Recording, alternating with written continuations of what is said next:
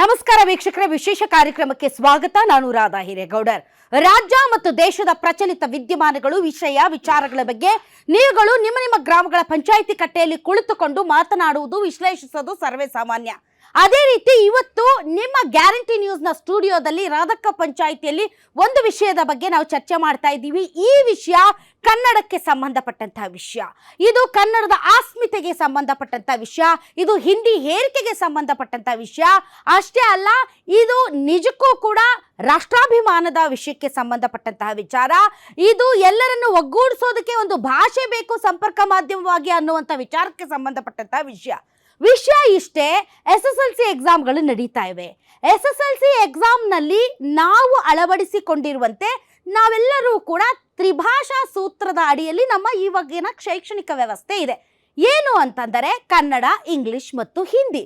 ಈ ಬಾರಿ ಸರ್ಕಾರ ಇನ್ನೂ ರಿಸಲ್ಟ್ ಬರೋದಕ್ಕಿಂತ ಮುಂಚೆನೆ ಹಿಂದಿ ಪರೀಕ್ಷೆಯ ಅಂಕಗಳು ಯಾವುದೇ ರೀತಿ ಪರಿಗಣನೆಗೆ ತೆಗೆದುಕೊಳ್ಳುವುದಿಲ್ಲ. ಒಟ್ಟಾರೆ SSLCಯ 6 ವಿಷಯಗಳು 625 ಏನು ಒಟ್ಟು ಅಂಕಗಳಿವೆ, ಅದರಲ್ಲಿ 100 ಅಂಕಗಳನ್ನು ಕಡಿತ ಮಾಡಿ 525ಕ್ಕೆ ನಾವು ಈಗ ಪರಿಗಣನೆಗೆ ತೆಗೆದುಕೊಳ್ತೀವಿ. ಅಂದರೆ ಅರ್ಥ ಹಿಂದಿಯನ್ನು ಎಕ್ಸ್ಕ್ಲೂಡ್ ಮಾಡ್ತೀವಿ. ಇದು ವಿಷಯದ ಅಧ್ಯಯನಕ್ಕೆ ಮಾತ್ರ ಸೀಮಿತ, ಆದರೆ ಅಂಕಗಳ ಪರಿಗಣನೆಗೆ ಹಿಂದಿಯ ಅಂಕಗಳು ಇರುವುದಿಲ್ಲ ಅಂತ ಏನು ಹೇಳ್ತೋ ಅದಾದ ಮೇಲೆ ಈಗ ವಿಚಾರ ದೊಡ್ಡದಾಗಿದೆ. ಅಂದರೆ ಹಿಂದಿ ವಿಚಾರಕ್ಕೆ ಸಂಬಂಧಪಟ್ಟಂತೆ ಮೊದಲಿನಿಂದಲೂ ಕೂಡ ಕರ್ನಾಟಕದಲ್ಲಿ ಒಂದು ಅಸಹನೆ ಅನ್ನೋದಕ್ಕಿಂತ ಅನಗತ್ಯ ಹಿಂದಿ ಹೇರಿಕೆಯ ಬಗ್ಗೆ ಆಗಾಗ್ಗೆ ವಿಚಾರಗಳು, ವಿವಾದಗಳು ಸೃಷ್ಟಿಯಾಗ್ತಾ ಇರ್ತವೆ.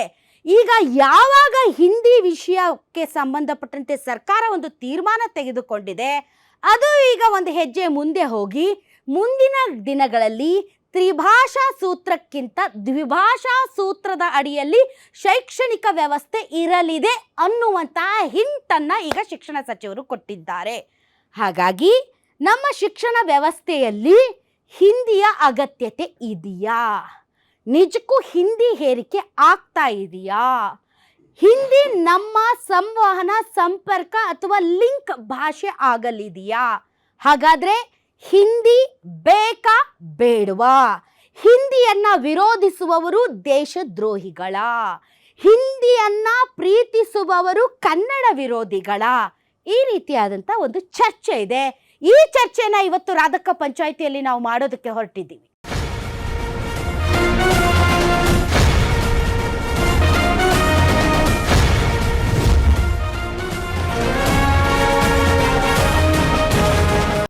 ಯಾವಾಗ ಕರ್ನಾಟಕ ಸರ್ಕಾರ ಹಿಂದಿಯ ಅಂಕಗಳನ್ನು ಎಕ್ಸ್ಕ್ಲೂಡ್ ಮಾಡ್ತೋ, ಮುಂದಿನ ದಿನಗಳಲ್ಲಿ ದ್ವಿಭಾಷಾ ಸೂತ್ರದ ಅಡಿಯಲ್ಲಿ ಶೈಕ್ಷಣಿಕ ವ್ಯವಸ್ಥೆ ಇರಲಿದೆ ಅನ್ನುವಂತಹ ಒಂದು ಹಿಂಟನ್ನು ಕೊಡ್ತೋ, ಈಗ ವಿವಾದ ಭುಗಿಲೆದ್ದಿದೆ. ಹಿಂದಿಯನ್ನ ಕಡೆಗಣಿಸುವುದು ಅದು ದೇಶದ್ರೋಹದ ಕೆಲಸ. ದೇಶಾಭಿಮಾನ ಇರುವವರು ಯಾರೂ ಕೂಡ ರಾಷ್ಟ್ರೀಯ ಭಾಷೆ ಹಿಂದಿಯನ್ನ ಕಡೆಗಣಿಸೋದಕ್ಕೆ ಸಾಧ್ಯನೇ ಇಲ್ಲ. ಈಗಿರುವಂಥ ತ್ರಿಭಾಷಾ ಸೂತ್ರದ ಅಡಿಯಲ್ಲಿ ಆಗಿರುವ ಲೋಪ ಆದರೂ ಏನು? ಹಿಂದಿಯ ಬಗ್ಗೆ ಅಸಹನೆ ಯಾಕೆ? ಹಿಂದಿಯ ವಿಚಾರದಲ್ಲಿ ಕೇವಲ ರಾಜಕೀಯ ಮಾಡೋದಕ್ಕೆ ಹೊರಟಿದೆಯಾ? ಕೇವಲ ಕೇಂದ್ರ ಸರ್ಕಾರವನ್ನು ಗುರಿಯಾಗಿಸಿಕೊಂಡು, ಕೇವಲ BJP ನಾಯಕರನ್ನು ಗುರಿಯಾಗಿಸಿಕೊಂಡು ರಾಜ್ಯ ಸರ್ಕಾರ, ಸಿದ್ದರಾಮಯ್ಯನವರು ಹಿಂದಿಯ ವಿರುದ್ಧ ಹೋಗ್ತಾ ಇದ್ದಾರೆ ಅಂತ ಒಂದು ಕಡೆ. ಹಿಂದಿ ಯಾಕೆ ಬೇಕು? ಗ್ಲೋಬಲಿ, ಜಾಗತಿಕವಾಗಿ ಲಿಂಕ್ ಭಾಷೆಯಾಗಿ ಇಂಗ್ಲಿಷ್ ಇರುವಾಗ ಅನಗತ್ಯವಾಗಿ ಹಿಂದಿ ವಾಲಾಗಳ ಒತ್ತಡಕ್ಕೆ ಮಣಿದು ಹಿಂದಿಯನ್ನ ನಮ್ಮ ಕನ್ನಡದ ಮಕ್ಕಳು ಯಾಕೆ ಕಲಿಬೇಕು? ಇದರಿಂದ ಮಕ್ಕಳಿಗೆ ಹೆಚ್ಚಿನ ಹೊರೆ ಆಗುತ್ತೆ ಹೊರತು ಅದರಿಂದ ಅಂತಹ ದೊಡ್ಡ ಉಪಯೋಗ ಆಗಲಿಕ್ಕಿಲ್ಲ. ಬ್ಯಾಂಕ್ಗಳಲ್ಲಿ, ಪೋಸ್ಟ್ ಆಫೀಸ್ಗಳಲ್ಲಿ, LIC ಸೆಂಟರ್ಗಳಲ್ಲಿ, ಮೆಟ್ರೋಗಳಲ್ಲಿ, ವಿಮಾನ ನಿಲ್ದಾಣಗಳಲ್ಲಿ ಹೀಗೆ ಈಗಾಗಲೇ ಅನಗತ್ಯ ಹಿಂದಿ ಹೇರಿಕೆ ಜಾಸ್ತಿ ಆಗಿದೆ. ಹಿಂದಿ ಗೊತ್ತಿಲ್ಲದೆ ಇರೋನು ಈ ದೇಶದಲ್ಲೇ ಇರೋದಕ್ಕೆ ನಾಲಾಯಕ್ ಅನ್ನೋ ರೀತಿಯಲ್ಲಿ ಹಿಂದಿಯ ವೈಭವೀಕರಣ ಆಗಿದೆ.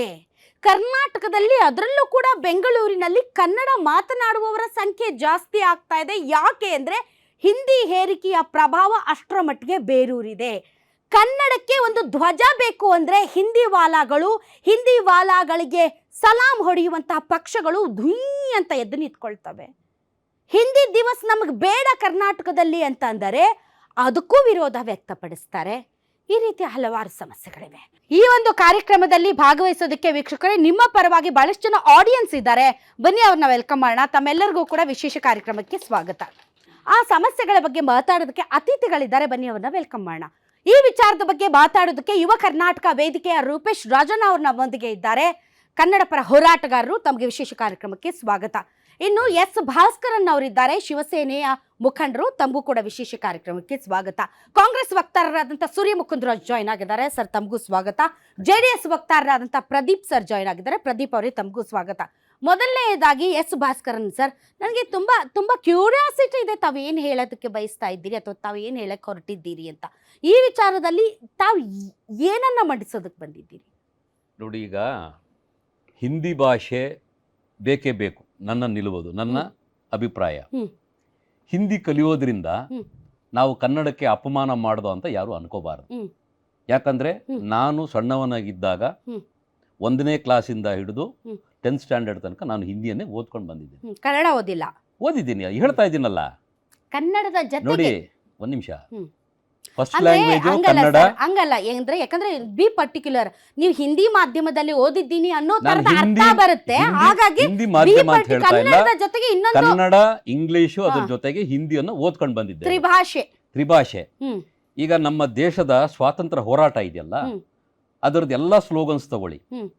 ಯಾವುದೇ ಪ್ರಾದೇಶಿಕ ಭಾಷೆಯಲ್ಲಿಲ್ಲ, ಎಲ್ಲಾ ಸ್ಲೋಗನ್ಸ್ ಇರೋದು ಹಿಂದಿಯಲ್ಲೇ. ಇಂಕ್ಲಾಬ್ ಜಿಂದಾಬಾದ್ ಇರ್ಬೋದು, ಜೈ ಜವಾನ್ ಜೈ ಕಿಸಾನ್ ಇರ್ಬೋದು, ಜೈ ಹಿಂದ್ ಇರ್ಬೋದು. ನಮ್ಮ ದೇಶದ ರಾಷ್ಟ್ರಾಧ್ಯಕ್ಷರು ಮೇಡಮ್ ಅವರು ದೇಶವನ್ನು ಉದ್ದೇಶಿಸಿ ಮಾತಾಡಬೇಕಾದ್ರೆ ಪ್ರಾದೇಶಿಕ ಭಾಷೆಯಲ್ಲಿ ಮಾತಾಡಕ್ಕಾಗಲ್ಲ. Either she should speak in English or in Hindi. ಅದರಿಂದ ತಪ್ಪೇನಾಗುತ್ತೆ? ಹಿಂದಿ ಮಾತಾಡಿದ ತಕ್ಷಣವೇ ಅವನನ್ನ ಕನ್ನಡ ವಿರೋಧಿ ಅಂತೇಳಿ ಹೇಳಬಾರ್ದು.